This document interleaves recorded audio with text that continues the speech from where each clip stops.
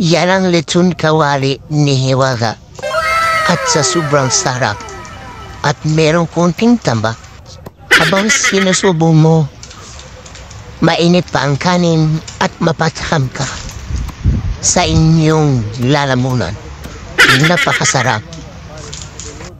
At siguradong hanap-hanapin nyo at babalikan nyo ang Paris ni Hiwaga dito sa Litik.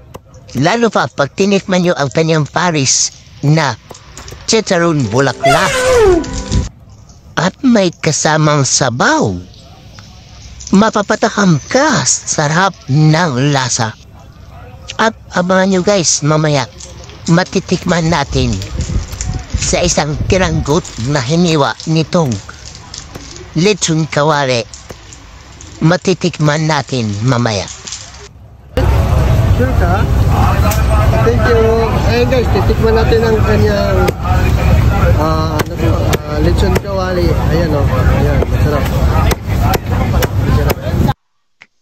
Habang sinusumuho ang binigay ni ate na hiniwa na lechon kawali, nag-umapaw sa sarap at nakakatakam talaga, lalo pa pag isinubo mo mainit na may kanin.